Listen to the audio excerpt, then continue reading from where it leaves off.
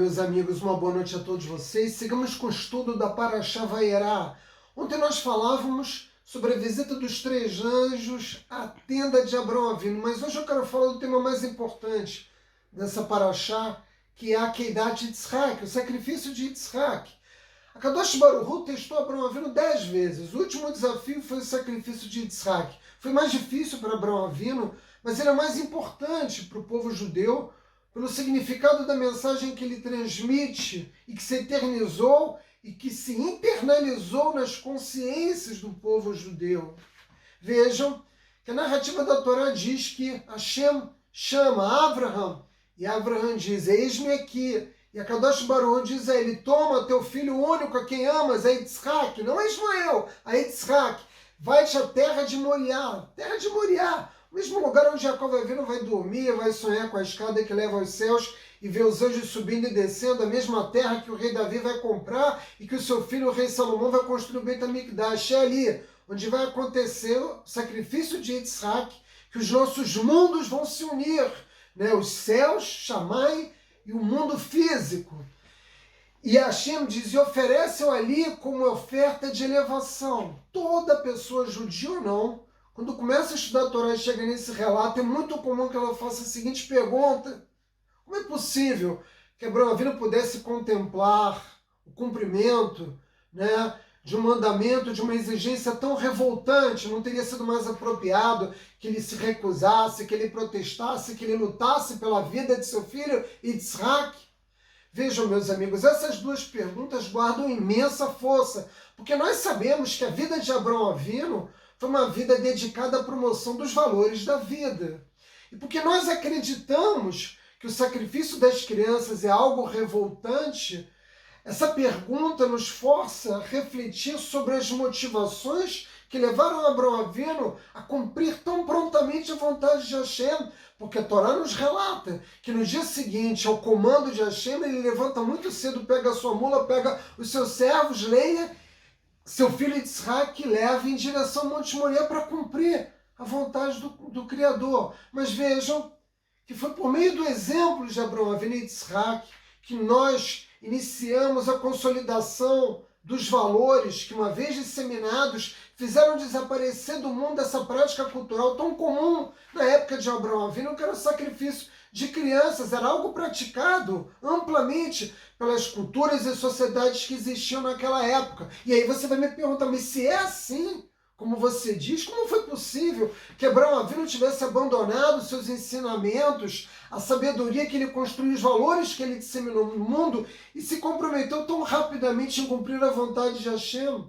Vejam, meus amigos, antes de mais nada é preciso dizer em primeiro lugar, Hashem deu um comando direto a Abraão Avinu, ele instruiu Abraão Avinu a fazer Aquidah, o sacrifício. Portanto, Abraão Avinu não podia ter recusado a ideia de que ele podia ter oposto, né, recusa ao cumprimento desse mandamento que Hashem proferiu diretamente a ele, é enganosa. Vejam que não é uma opção, cumprir ou não. Aliás, o nosso povo no Monte Sinai vai dizer o que? Nascer venishimá. Nós cumprimos a vontade do Eterno antes mesmo de entender. Abraão Avinu ainda não tinha recebido a Torá, mas ele sentia, ele conhecia o seu corpo, né, dizia para ele quais eram os mandamentos da Torá, e ele cumpriu praticamente toda a Torá. De modo que Abraão Avinu sabia que deveria cumprir a vontade de Hashem, porque ele sabia desde a sua juventude, ele tinha compreensão desde a juventude de que Hashem é maior do que qualquer ser humano. E essa diferença é crucial. Que diferença? Uma pessoa comprometida, né, com o Criador dos mundos, que reconhece o poder, a origem desse poder. No episódio em que Abraão Avinu dialoga com Kadosh Baruch Hu pedindo que não destrua Sodoma, não existe uma ordem direta de Hashem. Abraão Avinu, ele pode orar, ele pode protestar, ele pode argumentar, ele pode debater e pleitear pela vida das pessoas que viviam em Sodoma e Amorá. Mas na Keidat Yitzhak não há possibilidade de fazer oposição à vontade de Hashem, porque é um comando direto. Aqui ele tem que agir.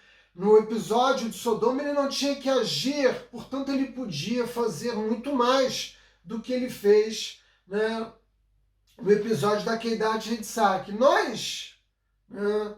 Quando dizemos para um candidato à conversão que ele tem que aceitar a Torá na sua integralidade, não apenas 99%, mas 100%, nós estamos falando disso, no compromisso de cumprir os mandamentos de Hashem, mesmo aqueles que nós não compreendemos o significado.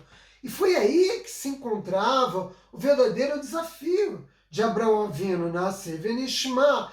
Abraão Avinu promovia uma ideologia contrária às culturas que existiam na sua época, as culturas vizinhas dos povos, né, que cercavam, né, o seu acampamento. Agora, ele é chamado a adotar de uma maneira dramática, né, a possibilidade de destruir a sua família.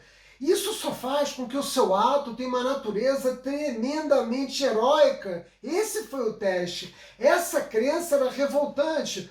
Para o maior educador de todos os tempos, Abraão Avinu foi um professor que teve milhares de alunos e ele era uma celebridade religiosa, né, em Canaã. Ele era uma pessoa conhecida, mas ele não era uma celebridade religiosa como esses teleevangelizadores que buscam fama e glória na televisão, fortuna e fama, mas que não são verdadeiramente servos de Deus. Hashem exigiu de Abraão Avinu que sacrificasse o seu filho. Pode haver teste mais importante, mais significativo. Não pediu isso a um homem idólatra, um homem perverso, mas aquele que expressava na sua vida a própria ideia de bondade.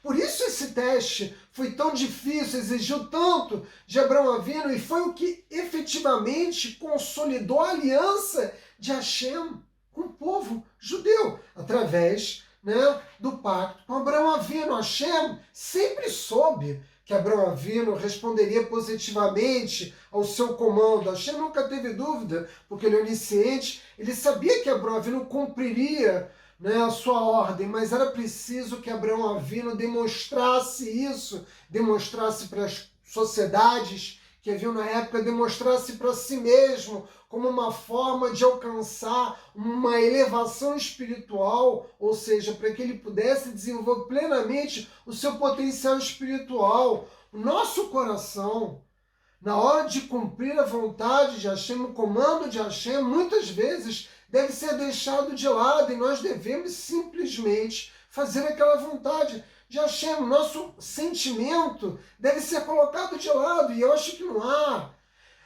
nos relatos da Torá exemplo, né, que expresse isso melhor. Ele teve que se anular completamente. Um servo de Hashem tem que se anular completamente. Ele ia destruir a sua família e não hesitou. E ele queria levar adiante. Tanto é que o anjo que é enviado para deter Abraão Avinu tem que falar com ele 2 vezes, porque ele estava tão concentrado em fazer o sacrifício, em cumprir a vontade de Hashem, que ele a princípio não conseguiu ouvir o anjo falar com ele. Nosso sentimento precisa ser deixado de lado. Se Hashem pede para você destruir o trabalho da sua vida, você vai e destrói. Por quê? Porque nós não somos motivados nesse mundo por glória, por fama, por reconhecimento, e até mesmo aqueles que são os nossos valores humanitários devem ser deixados de lado.